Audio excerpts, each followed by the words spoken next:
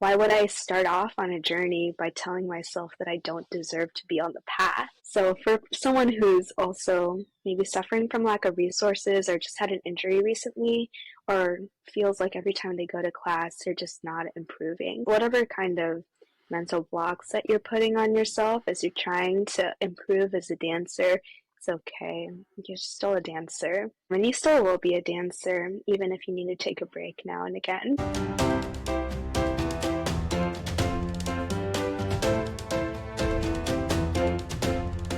Hey everyone, my name is Priscilla Piper, and welcome to the Decision to Dance podcast.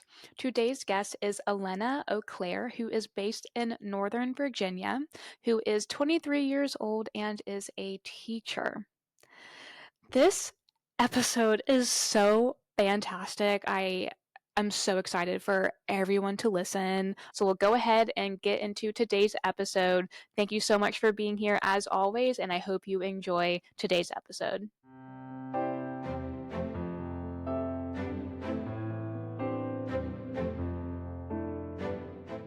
I first want to go ahead and ask you how and when you began dancing. I started dancing as a young child, as I'm sure many people did, probably around 5 years old, in a ballet studio. There's this picture of me with my teacher, and the only thing I can remember from that class was doing the crocodile jumps, which I feel like is What type of jumps? crocodile jumps. What is You're that? doing a grand jeté over a blue scarf, and you're leaping over the crocodiles. I don't think I've ever heard that. It made an impression on me. Okay. How did it make an impression? It was just so much fun. It was a lot of fun to do it with that teacher and to wear the beautiful pink leotard, to do it with my sister. Recitals were always very fun. And so I did ballet on and off until maybe around the beginning of high school. High school, we had to stop doing ballet classes in the studio we had been going to. It was more of a competition studio. We had been doing jazz and tap and Broadway, and that was a really awesome time, but we just couldn't sustain that schedule anymore. So we stopped for a little bit, and we found this ballet teacher, Madame, who taught out of her basement and was 93 years old, like beautiful Belgian ballet teacher. Wow. And we took class with her through high school with her ladies, which are maybe I think 3 generations of women who had gone to her and then come back as adults and then brought their daughters back. And then now there's some granddaughters. And that was really beautiful to join that community and continue doing ballet. But of course, it was a less intense schedule, and then COVID hit. And I stopped taking dance or anything. And maybe I would say around the middle of high school, I had found Galen, and I started following her on Instagram and watching her videos, and I had heard about her intensives, and that was kind of what was getting me through a lot of the ban on dance in COVID was I wanted to take an intensive. So I was like, yeah, we'll take an in-person intensive, and by that point I'll have saved enough money, and there won't be COVID anymore, and we can just dance in person. And that took a lot longer than I expected, obviously. Yeah. And so I found out that when she was doing virtual intensives, I was like, you know what, why not? Like, we don't know what's going to happen tomorrow.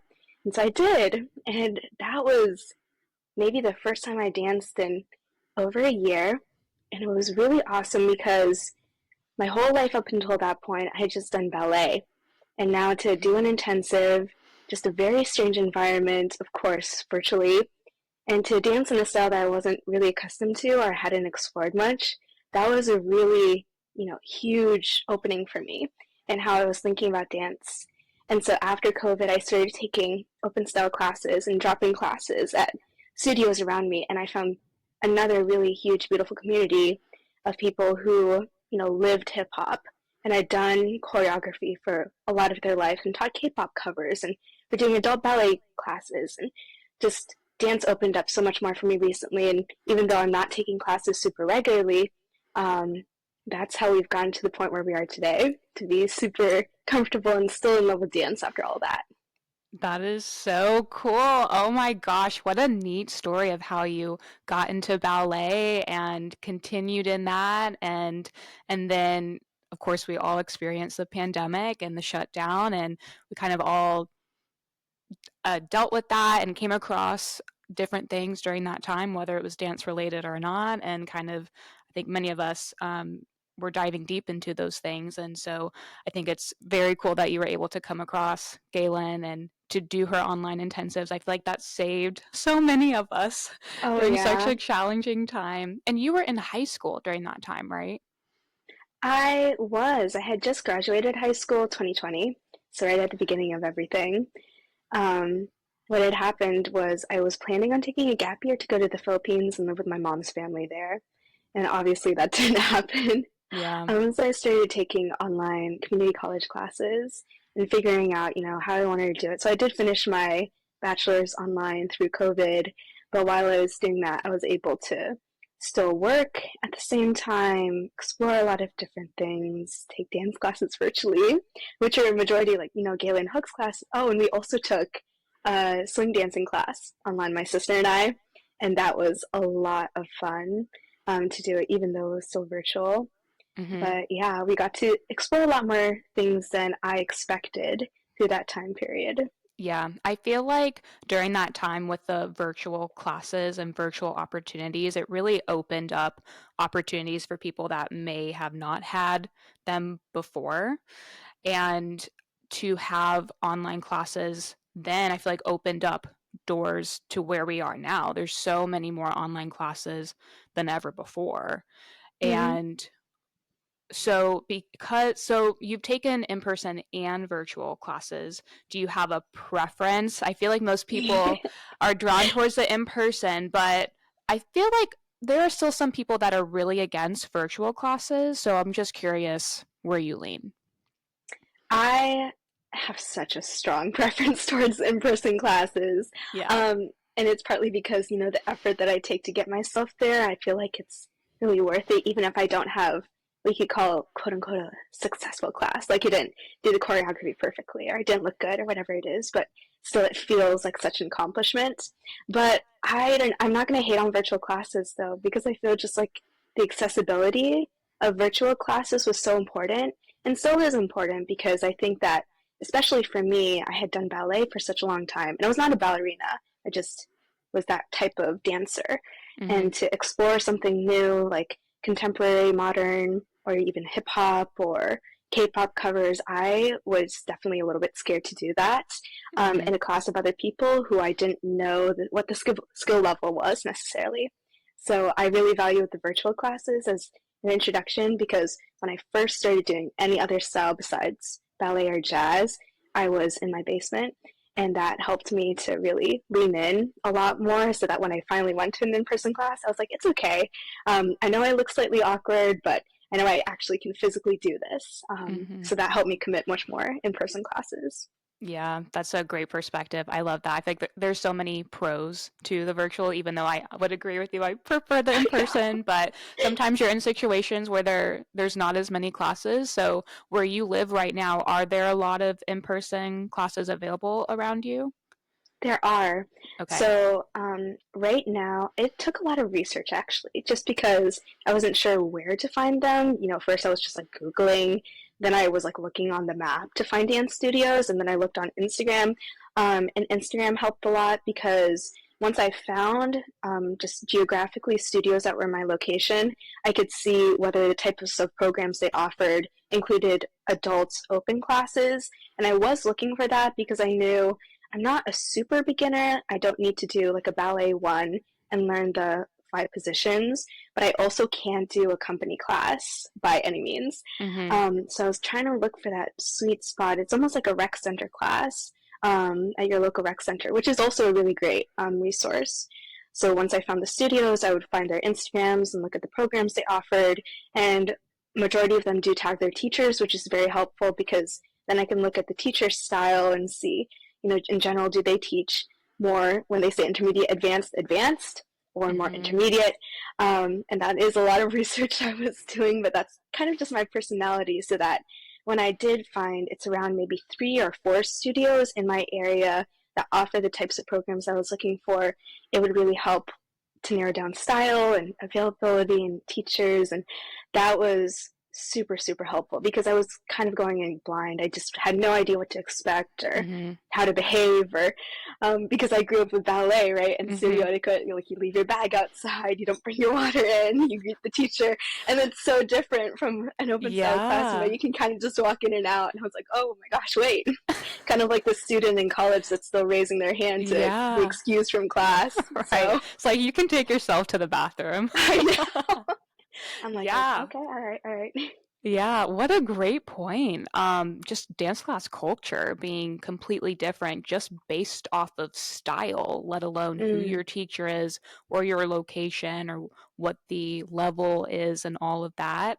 Those are the things that you don't learn in an online class and you don't really know until you get into class, but maybe you can gauge it through social media, like you were saying. And I think that's a great tool to utilize. And the fact that we have that now is so, we're so accustomed to it at this point. But I I know. sometimes I'm like, we did used to have that. Like you did just go in blindly and you just Just figured it show up. out. Yeah.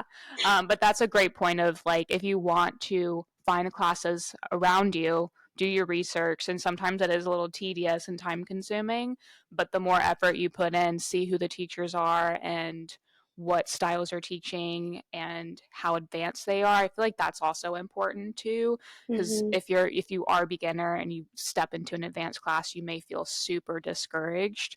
But if you can do your research prior and know what you're getting yourself into, you won't feel that way. Yeah, for So sure. it sounds like you have a good sense of community around you. Would you say that's true? That's true for sure.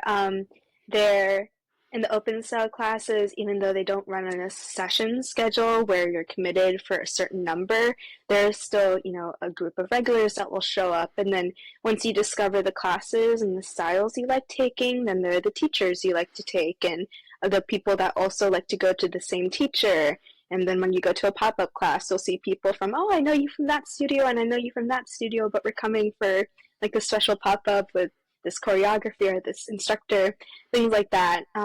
So I think it's easier than most places to build community, dance community, if you want to show up and commit yourself to attending a style or a class in order to improve. Yeah, I would say that there's also a lot of community that I have not even scratched the surface of. There are a lot of sessions and a lot of people doing really beautiful work to bring people into the culture of freestyle and hip hop. And I haven't touched that at all. But there are a lot of instructors who do that work in the DMV. Specifically, I would say, there are places like the Kennedy Center that will do an open free class. So, like the Lions Den and the instructors that will partner with them have also like a whole community that they're building places like Maryland or further south in Virginia. So sometimes you do have to travel, but most of it is super accessible, which I'm really grateful for. That is, yeah. It is very nice when you're able to have that around you because there are a lot of people that don't have that. So, for anyone who is struggling finding that sense of community, maybe it's somebody who does have access to class around them, but they're new and they're like, I don't think I'm going to fit in here. I don't know if I'm going to, be able to make a friend or anything. Or even somebody who doesn't have class available to them in person who wants a sense of community but doesn't know where to look. What advice or perspective would you provide? I understand that. I've definitely been in that position, and it's super hard because the skill level and then kind of maybe even the lack of knowledge and the lack of understanding are all just many different factors playing into you look at yourself in the mirror doing a combo and you're like, should I really be doing this?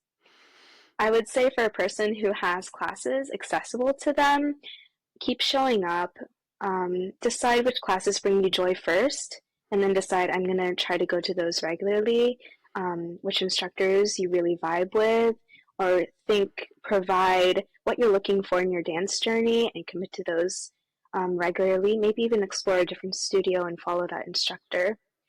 As you're doing that and committing to the classes, I would say just continue to bring yourself and your joy for dance with you. one thing that helped me was I walked into a class and I didn't realize what the difference was between K-pop cover and K-pop choreography. And one is copying what the music video has, and one is the instructor's original choreography. And so I thought I was learning what the music video was, but it was the instructor's own choreography. So I was a little bit confused, and I got home and I was like, wait, I thought I was doing that. So that was like a learning curve that when I came back, I was like, okay, I'm ready to learn an original choreo.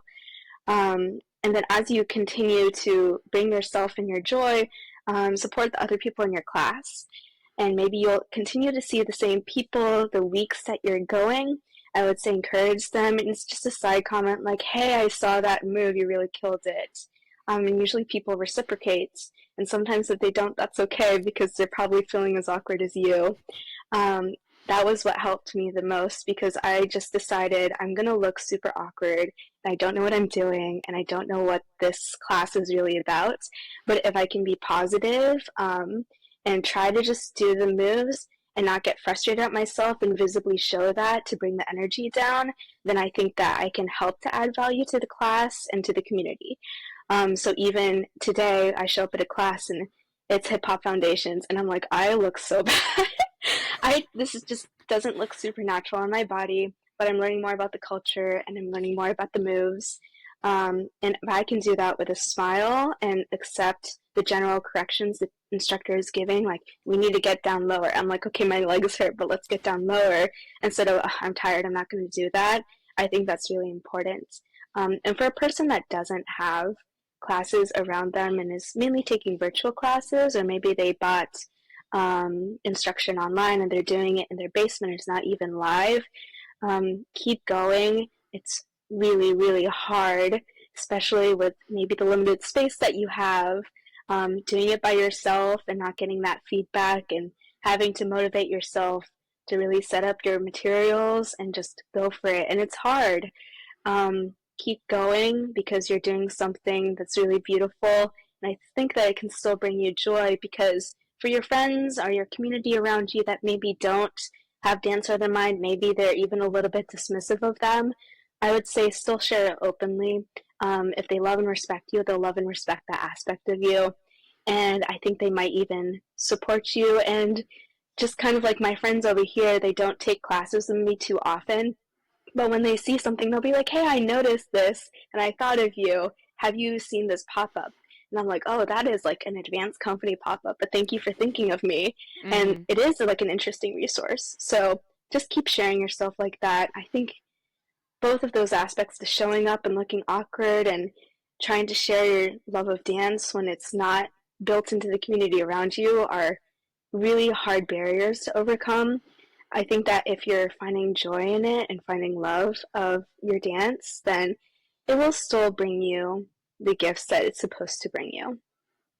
Wow, that was a fantastic answer and great perspective. And I mean, I think it really takes constant effort to change your mindset and your perspective because it can be so easy to be negative. It can be so easy to say all of the negative things in the span of about 10 seconds when Yeah. you're in a class or even maybe before class or definitely after class, but it's that constant effort changing those negative thoughts coming into your brain and reminding yourself why you're doing this and remember the joy that you're having during class. And if you're not experiencing joy, then maybe that's not the best decision for you at the time, but it's important to remind yourself why you're doing what you're doing. And even if you don't feel support or a sense of community in the beginning, I think people will be surprised how much is actually there once you continue to show up and once you have a quick conversation with one person, then you meet another person, and then before you know it, you know everybody there, and Mm-hmm. and that was because of the effort that you had put in with showing up to class and saying, "Oh, hey, great job," in that group that you just did, and starting those conversations and how that can lead to friendships and support over time. So what a great response to that. So you talked about Steezy being a resource. Can you talk a little bit about that and how that has made an impact on your dancing as well? I mean, that is a virtual resource, but it is something that people can utilize if they don't have those classes available in person. So I put that down because sometimes it's hard to take a step back and look at what you actually have available to you. And I wanted to share about how I had used Steezy because I think that it's super accessible and really easy to find, and very understandable for people, no matter what their dance experience is, because they're doing a lot of great work in their blog and their videos and their tutorials. So I personally have never taken a tutorial. I'll watch their videos on YouTube. But I wanted to highlight, I had read their blog, and the interviews that they've had with several dance pioneers because I did a program in Chicago, a nonprofit for girls in middle school, and I was going to teach an elective in addition to a couple of other things. And they asked me to teach dance, and I was like, all right, let's go, because I haven't ever really taught a dance class before. So these girls have never done dance class before. They didn't come from any particular dance background. They love TikTok dances, but were very uncomfortable in a group setting, doing a warm up and doing it across the floor and just doing any kind of movement in front of their peers because it's awkward and it's hard. You're staring at yourself in the mirror and I'm telling them to do a dance move that they've never encountered before. So I really wanted to focus the elective, because it was in Chicago, I wanted to do hip hop and a little bit of house, because I thought that those would, be easier to get into as opposed to something like ballet or jazz, which is more technical, more fun, and also more connected to the culture that the dance culture that's present there. And I was asking some of my teachers in Northern Virginia, what would you suggest that I use as a resource or to provide for them, like when I leave? This is a very short class. How can they continue learning? And a couple of teachers were like, Steezy is really good. And so I was able to use Steezy to find the names of some hip hop moves and the background and the culture and why it ended up that way, because I didn't want to give the girls something that was watered down. And of course, I don't come from any kind of background in hip hop culture. I just started doing classes recently, so I wanted to try to be as authentic as possible while still understanding that, this is not my dance style. I'm just helping them have a fun time in a dance elective. So I used Steezy's blog. It talked a lot about this is where hip hop came from. These are the pillars of hip hop. These are where the moves came from. This is what the name of the move is, and here are the different variations. So that when you see this on TikTok, it actually came from over here, and that's super cool. And by using that, I was able to connect that to the girls more easily. We had a really fun little combo that we did at the end. So that was a super great resource, not just for me, but also to help share my love of dance with other people. Also, the videos are just super fun on YouTube, and a great example too about like people's different individual styles. And so I would use that to help the girls understand, it's the one move, but we can do it a lot of different ways. So it's okay if you're not comfortable doing it my way. What's the way that you want to try it? Mm-hmm. That is amazing. So, with that teaching opportunity, did that have to do with, were you in school at the time? Did that have to do with your training and becoming a teacher in education? Yeah, so it's a little bit of a roundabout. I was still in college at the time. It was a summer program, and I had been recommended to do it by several friends. They were like, you know what, you should do this. I think it'll take you out of your comfort zone. And I did my undergrad in business administration, so Oh, not in okay. education. And Okay. I was like, all right, that's sure, why not? So I applied, I got in, and it was a really beautiful experience, and it helped me understand that, well, yes, I was doing my undergrad in business admin. The parts that I really loved were the administrative parts and the people facing parts. And I had been teaching, just kind of casually, like swim lessons, dance lessons, volunteer opportunities. And I decided that, this is something I really love and I want to pursue. So that's why I ended up where I am now, where I'm going to start work as a teacher with 3 to 6 years old.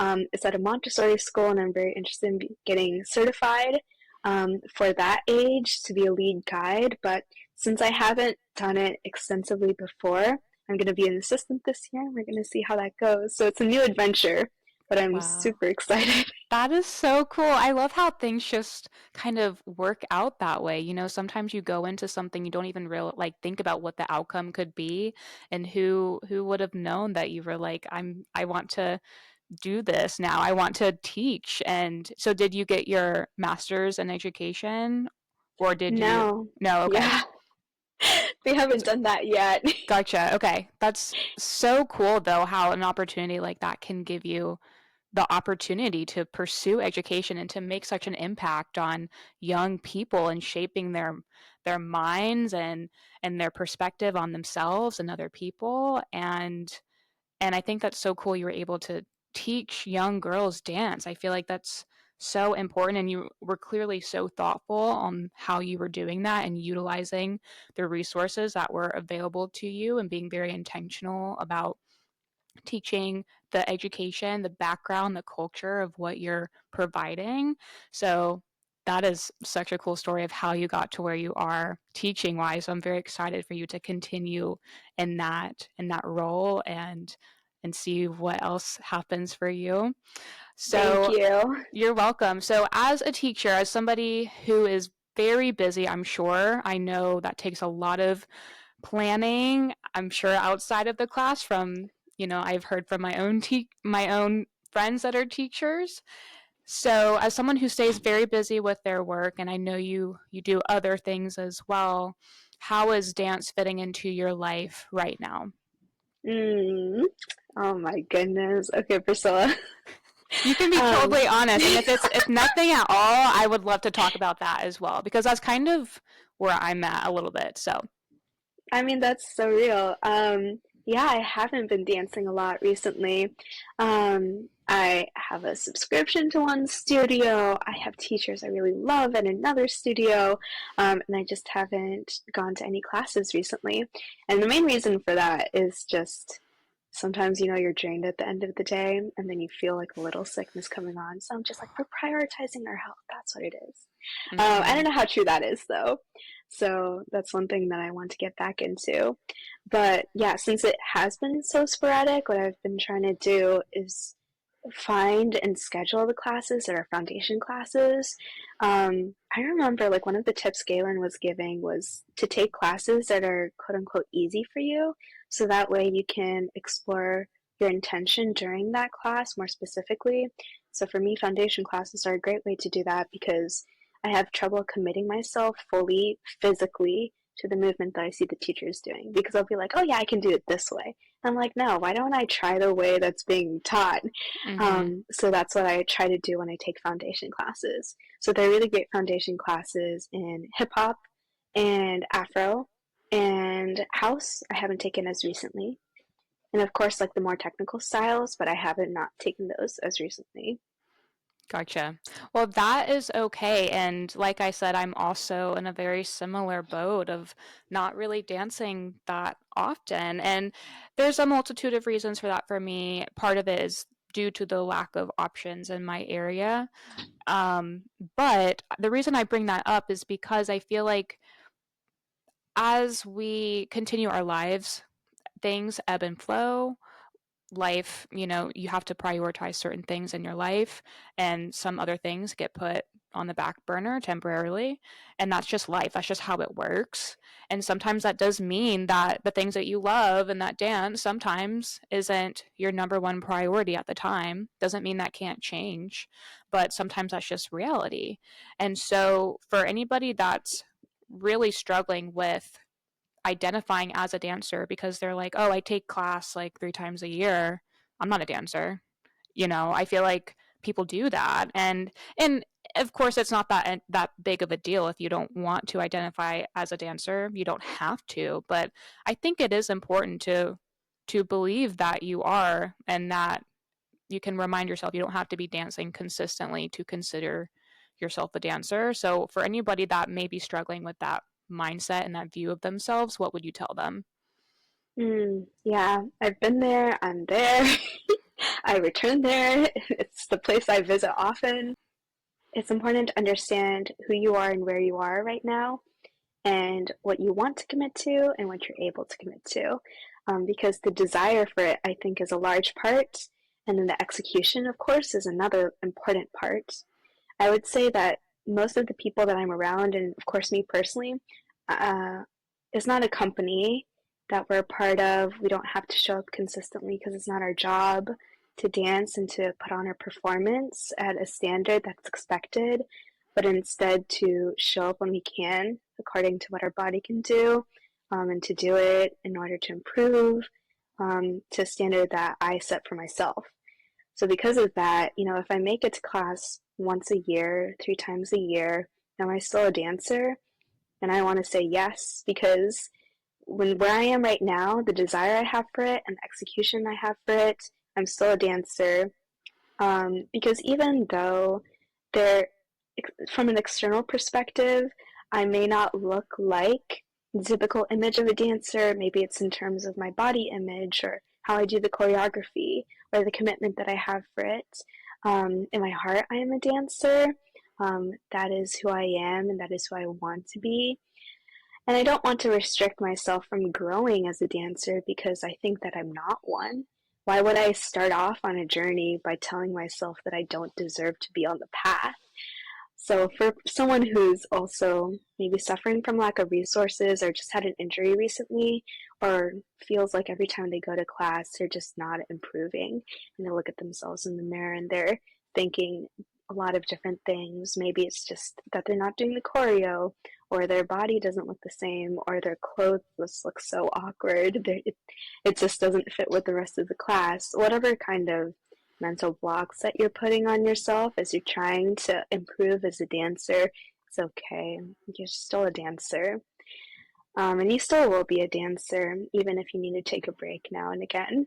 Mm-hmm. Yeah, absolutely. I totally agree with all of that. So, speaking of just the constant change that you experience as a person, but also as a dancer, I want to just mention how beautiful and fun it has been to watch your growth over the last couple of years, and also to just see you grow into an adult has been so cool as well. Oh my Of course, it's gosh. just through social media, and we'll No, yeah. comment and stuff, but it's been so cool to watch and to witness and to be able to talk to you now, and it's just been so fun. So before this interview, I watched your video from the Galen Hooks Method Classic session in 2023, the in-person one, and I just had the biggest smile on my face. And I want to read you some of the things I wrote down. I said the sass, the vibrancy, the calmness, the confidence, the presentation, willingness to have fun is contagious. You're just doing your own thing without a care in the world. You're in control and you're just grown up. Oh my gosh, Priscilla, thank you. You're welcome. Thank you. You're welcome. I have to say it back to you because, I'm not spending a lot of time on social media nowadays. But when I did go on and I would see you post a new video, and there was a time when you were taking a lot more intensives, right? And you had taken, I think it's the GHM on camera. Uh-huh, yeah. And the videos that I saw from that, but I think I was most impressed with what I saw afterwards because you took your intensive and you started applying it by yourself. And I think you were mentioning you don't have a ton of dance resources, so I'm just imagining you in your home or in an empty space, in my corner.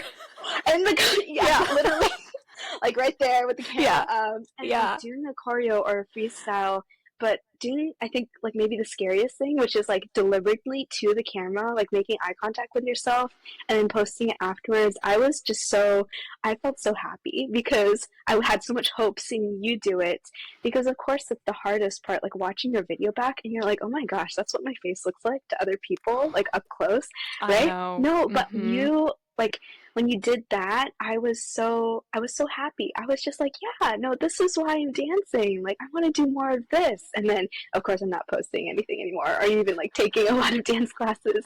But I was just yeah, no, that's why. Yeah, I just wanted to share that because that was something at the back of my mind. Thank you. Well, and now just mentioned too, I literally would just occasionally, if I had like a few spare minutes, just be like, let me just lip sync to the song really quickly that I love and just try it in different ways and film it and watch it back and be like, oh, I really liked how I did this, but not this. Let's do it again and just kind of like make it better. And it doesn't, it takes effort, it takes time, but I feel like not that much. And I feel like people don't realize that. And it's like, actually, you just need 10 minutes, 30 minutes, and it doesn't have to be this like huge commitment. It can literally just take place in the corner of your bedroom. You don't Mhm. need space, you just need your phone. So Mhm.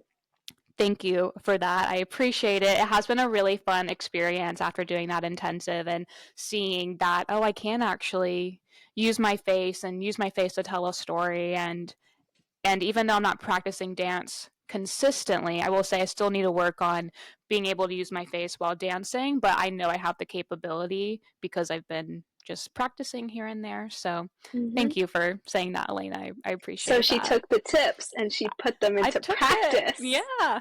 She took her class experience and she kept going. Yeah, I did. Yeah. I mean, that's the whole point, I feel like. Just keep going with what's given to you. I mean, take advantage of that. So, anyway, back to the question. I love that dialogue, though. Okay, so within that video, you also had a very insightful caption, and I want to read you just a little part of it. So you said, while reviewing the footage from both days, I battled my urge to view myself with unkind eyes. The thing that kept me focused was reminding myself that I am a dancer, I am game, I have infinite capabilities of growth. I have an honest and supportive community. I'm at a 1 out of 10, and the potential is so great.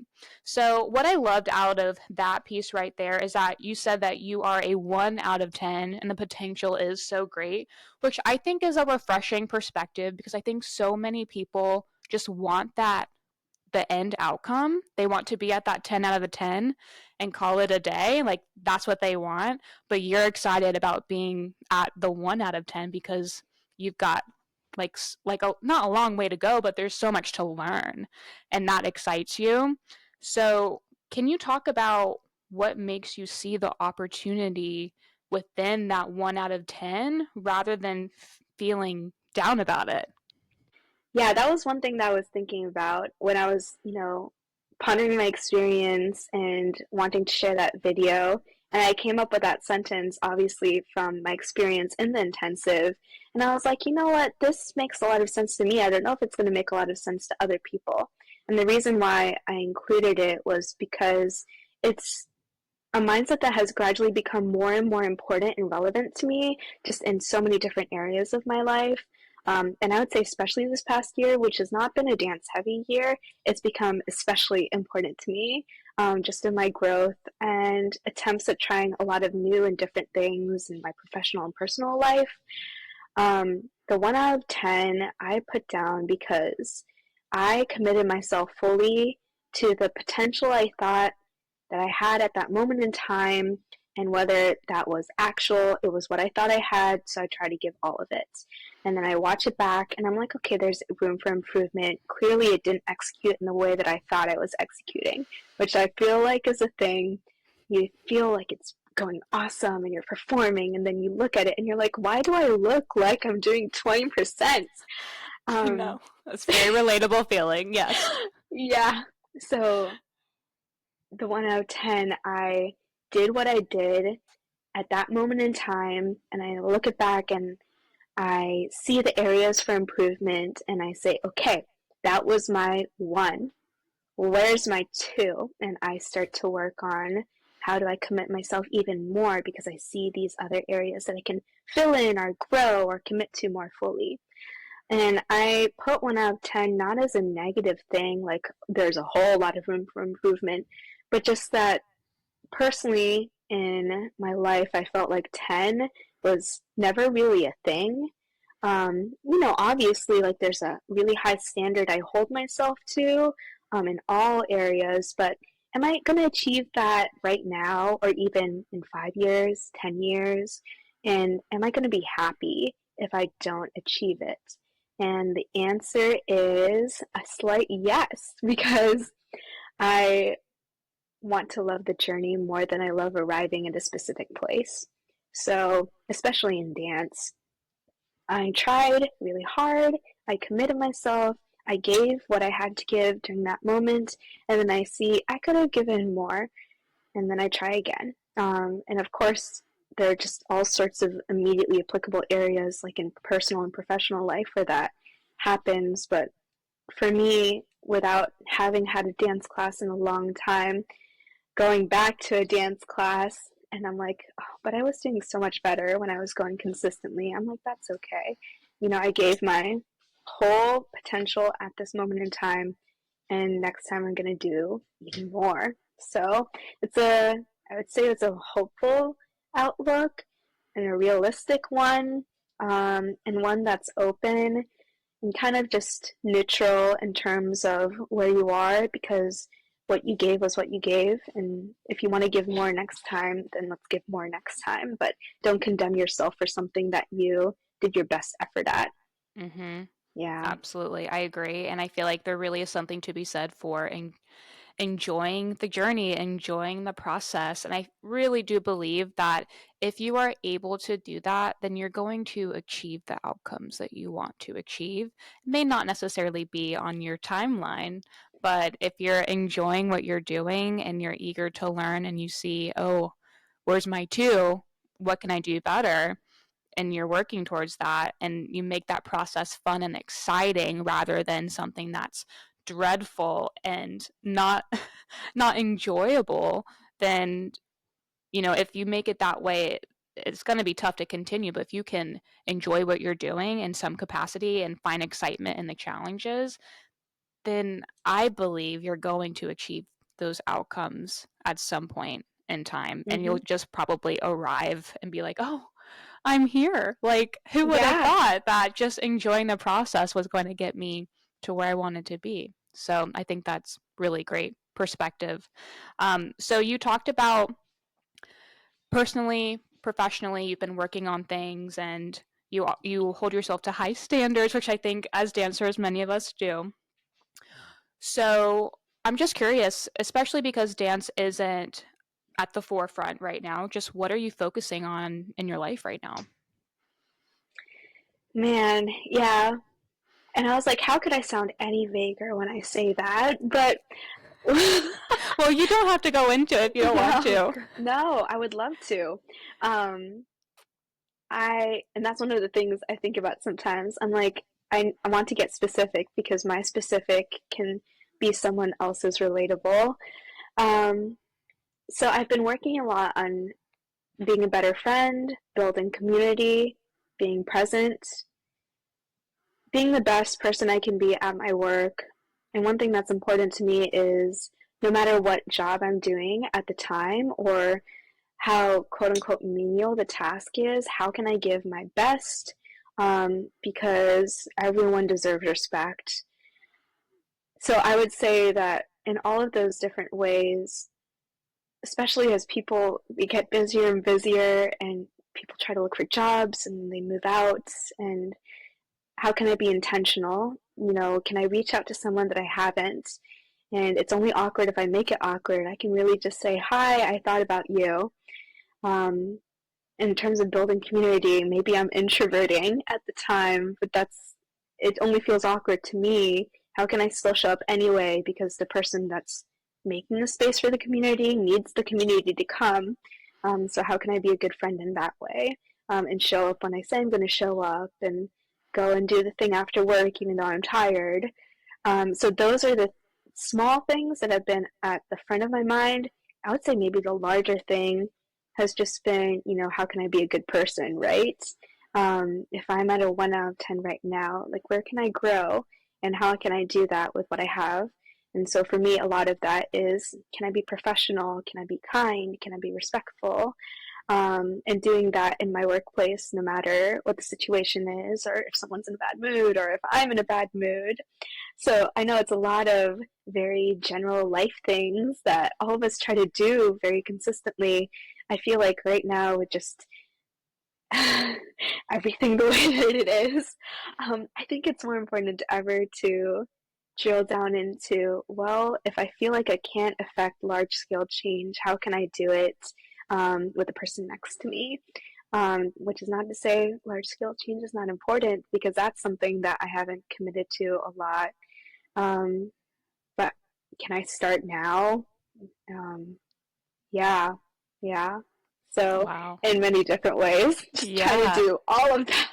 Yeah, I was gonna say that was a long list there, but such great important things and it just goes to show like how thoughtful I think you are in your day-to-day life and that you want to show up for people around you, whether it is in your close circle or eventually in a larger way as well. And I don't think we should ever underestimate how those individual relationships and the impact you can make on your community and the people around you in your circle, how far that can go. Mm, Is there something I feel like for me as a dancer, because I've grown and learned things and grown in my confidence, I feel like the way that I engage with people now is different than before. Do you feel mhm. like after growing within yourself as a dancer, do you feel like that's made an impact on how you engage with other people now? Oh my gosh, 1,000%. Yeah. And I think it all started during COVID. I started doing something new and I was bad at it, and that was okay. And then we started doing in person, and I came in person. I didn't know anybody, and it was new, and I was really bad at it, and that was okay. And then I just kept showing up. And I think that the important part of that from dance that I try to take now everywhere else is when I show up to a space, I'm like, how can I, be positive in this space? Because personally, I'm tired, or I didn't really want to be here, or my clothes aren't fitting right, or I forgot my water bottle. Like all the little inconveniences and sometimes big ones that impact us. But the other person doesn't know that, and the teacher doesn't know that. So how can I still make this like a positive space? And in dance, that looks like, I show up and I'm willing to commit. So in my other encounters outside of a dance class, how can I still do that? And somebody asks me, how are you doing? And I give like a small talk response back, and they go, well, how's your work? I don't want to hide like what's important to me about my work, because they asked the question. I want to give the answer. It's not dance something that's similar to it, but not exactly it, but Mhm. that's just what it is. Mhm. So I think that's the largest thing that I've taken from my growth in dance that is also important in my growth in other areas. I love that. That was a great answer. So I know that you are a very creative person. I can even tell by just looking at your background. Like I think that's Oh just my gosh, this a great example of years. that. I love it. And I think you can really see that just like glancing at your Instagram. You can just tell that your eye for creativity is just so strong. Have you always had Thank that you. creative bone in your body? You know what? Sometimes people will share that with me. Like you had said that you went back through my Instagram and looked at my dance videos. In real life, people will walk up to me and be like, "Oh my gosh, your dance updates! Like I missed them." And I'm like, "You were watching, like you were following," and I'm Yeah. confronted with it in real life. I'm like, "Oh my gosh, I was just talking to myself mainly." It's kind of like a diary entry. Yeah. But I would say, yeah, I come from a very creative family in many different ways. Like my dad's side is super analytical, but they like see the beauty in math type of people. And my mom's side, like painters or animators and writers, and they love all these different avenues of expressing something very clearly through a specific medium. And so for me, when I was growing up, I was like, I'm not a good drawer. I'm not a good dancer. Like, I don't take photos. And then I just did what I wanted to. And then people started saying, oh, that looks nice. And I was like, oh, okay.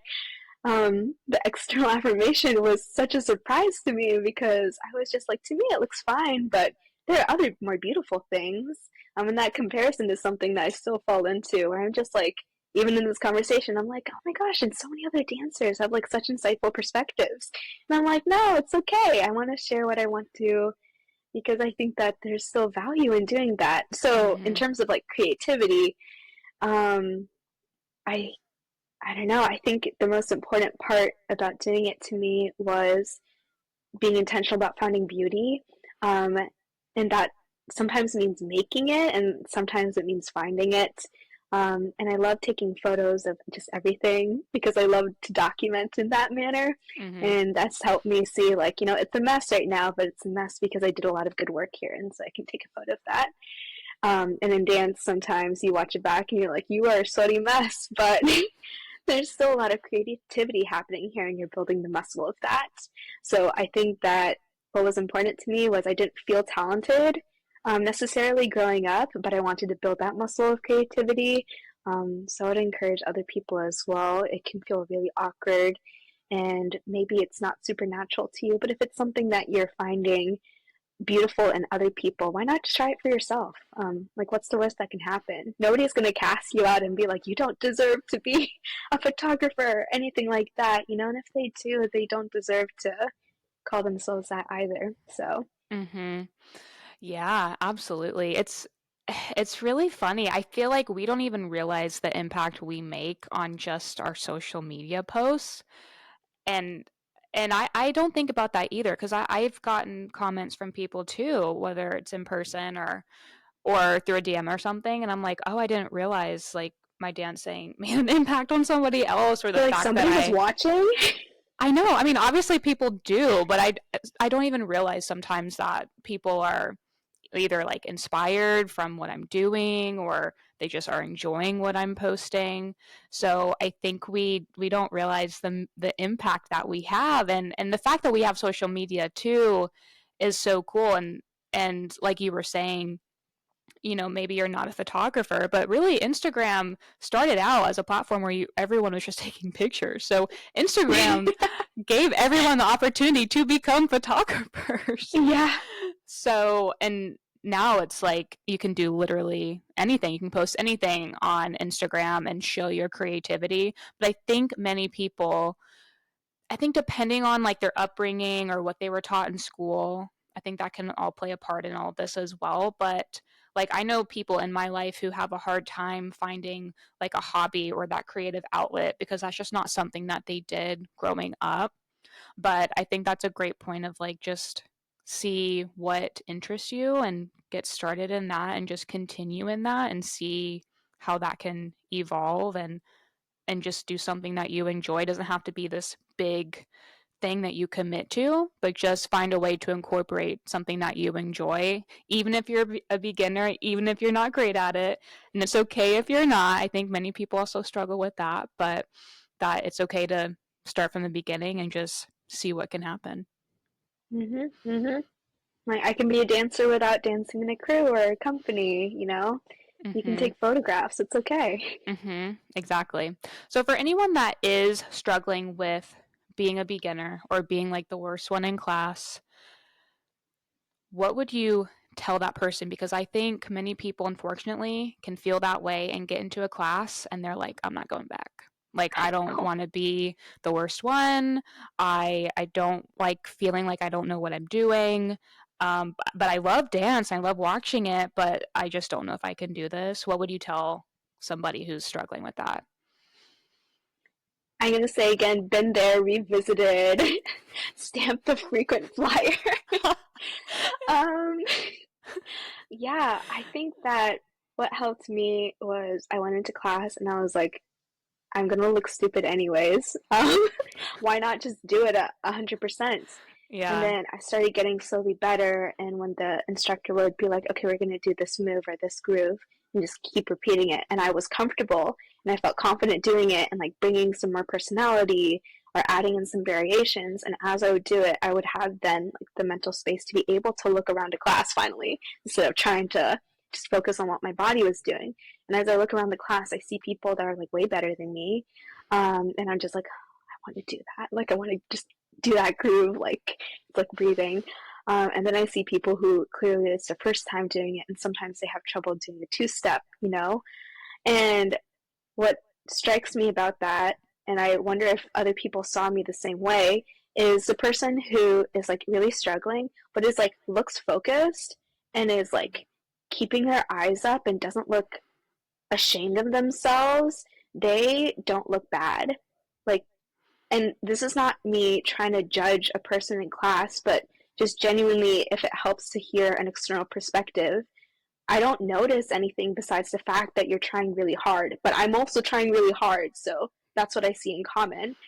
And then a person who maybe looks really uncomfortable and looks like they don't want to do it, I just notice how uncomfortable they are, and I'm like, well, I feel comfortable right now, even though I'm not doing the best. I wish that they also felt that same way. I think that for a person who walks into a class and they feel totally out of place, I walked into a Chinese cultural dance class, and I think I was the only person there who did not speak Mandarin. And I knew that the instructor would just teach in Mandarin if I wasn't there. So I really felt, I was just like, oh, shoot, like I'm kind of throwing off the class dynamics. But I just tried my best, and it was kind of similar to like a modern jazz type of movement with the drills Mm-hmm. that they were doing, and I was like, this is really interesting. Mm-hmm. Um, and I felt like I did really well. Not that I looked good, but I felt like, yeah, like I got into it. I did it. And the Yeah. instructor was like, you should come redo it again like this time. And of course, I never came back. Like Oh scheduling happened, no. and that made me sad. But I was just like, wait, that was a Wow. surprise to me. Yeah. Um, yeah, so I just want to encourage anyone who's coming to class and they feel like, oh, this is the wrong place. I should not be here.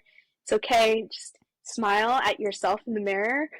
Do the move to the best of your ability. If you're comfortable in the back, that's okay. Just as long as you can see and do your best.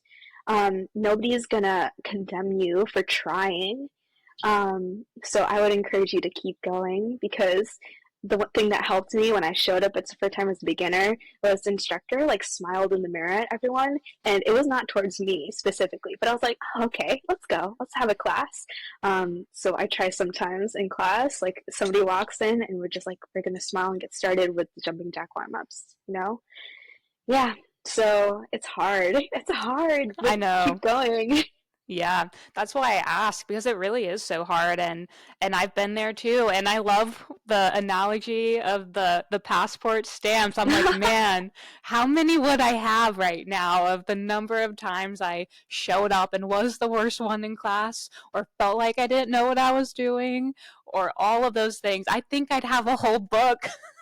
Flip the page, Oh, new genre, new instructor, yeah, stamp, stamp. stamp. Yeah, totally. So it's not an unfamiliar feeling for me, and I think it's important to talk about, because there are people that want to continue but are just like so overwhelmed with, whatever the case may be, not being great, struggling in class, feeling uncomfortable.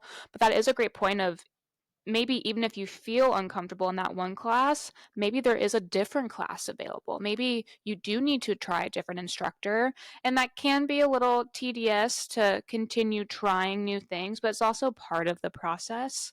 It's like Mm-hmm. finding a good therapist. Like, you gotta kind of shop around Gotta a little make your bit. way through it. Yeah, and then eventually you find your way. But sometimes you do just need to go back. So allowing yourself that ability to make your own decisions and assess, is it the teacher? Is it the style? Or is it just my mindset right now? Mm-hmm. And go from there and change your decisions based off of that.